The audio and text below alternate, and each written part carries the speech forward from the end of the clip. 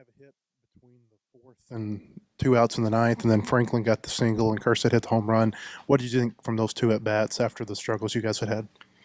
Well, obviously, the inning before in the eighth, I had an opportunity maybe to steal more or try to get him to second, or I forget the situation, but I just wanted to make sure Hessen might have a shot to get up in the ninth. I didn't want to run us out of that.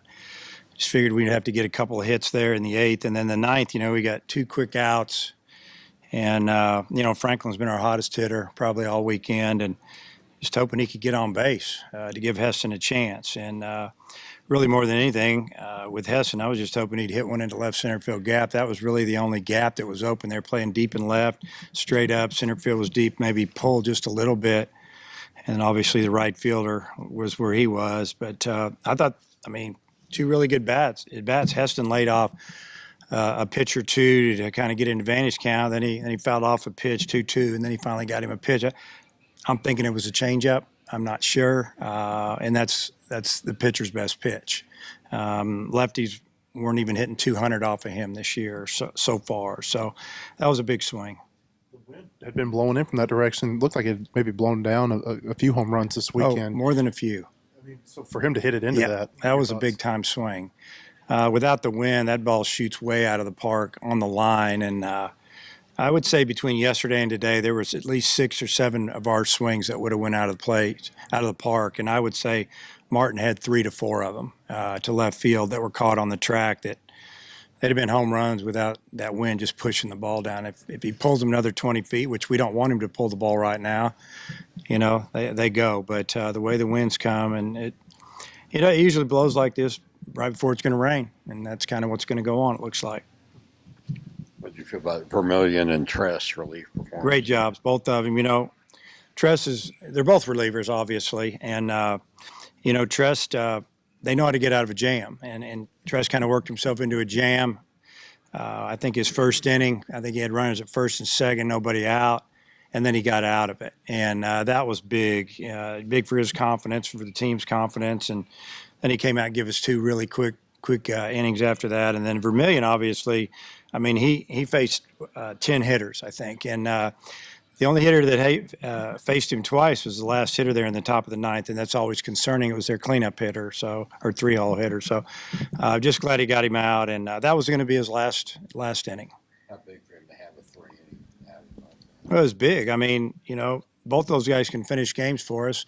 Like I said yesterday after the game, that we had some of our older guys available for today, and we didn't mess around too long. Ramage gave up 6 hits in 3 innings, and most of those came in the first and the third, and we just felt like we were living on the edge with him. So he did get out of the third inning with a nice strikeout on 3 pitches, but to us, we just needed to change it up. We had some guys we just would rather be early than late, and that's kind of what went on today. Robert Moore had a rough weekend. I think he went 1 for 13 from the plate. What do you think was his issue? Well, that happens. Guys are going to have those weekends, and that's why other guys just have to pick them up. I don't think there's an issue at all. I just think that, he hit a couple 3 balls hard right at him. He didn't get a break here or there, and sometimes it snowballs on you. The main thing is that we won the series. He made some really good defensive plays. I think for the series, you had fewer errors than they did, and I think they were like 11th in the country coming in. So is that a positive? Oh yeah, we didn't make an error yesterday. I know we made 1 today on a high throw. They made 2 today, both by their pitcher. And yesterday they made a couple errors after the game was already out of hand. So I don't know what we did on Friday. I'll kind of let that one go. So I think we've been playing pretty good defense. You take away, maybe 1 inning here or there. It's been pretty solid. Could you have asked for much more than what Kersted's given you through the first 4 weekends? No, he's been really good. Obviously, he got 5 or 6 home runs and a bunch of RBIs, and he's such a threat, and it's Goodhart's getting to the plate a little bit, and he's the tough luck hitter of the weekend. I bet he lined out 5 times in the last couple of days, and but I really like the way the middle of our order and now the top of the order swing the bat. They swung well all weekend. And then just to bounce back from the 5-game losing streak with the way you guys have played the last couple of days, what are your thoughts?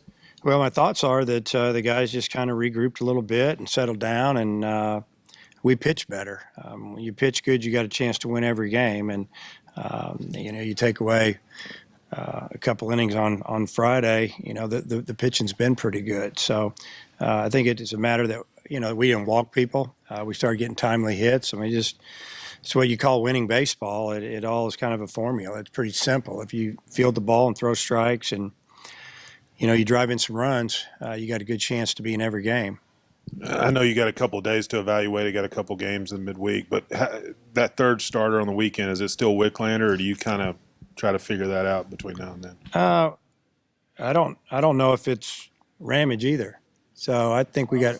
Bolden. Yeah, I mean, we'll figure it out. I'm not sure if we'll start Bolden. We'll look at it, evaluate it. I think that there's no reason for us to panic. These guys have pitched in these situations before, and you hope that that they just turn it around, because we got to have these guys. I mean, it's like Kevin Kopps. He hasn't thrown the ball very well lately, but we got to have him. So I imagine we'll get him back out on the mound the next couple of days and see if he can do it for us a little bit. So, but I think we're going to sit on this for a day or two, see what we have to use on Tuesday and Wednesday, and try to figure out who that second and third starter will be.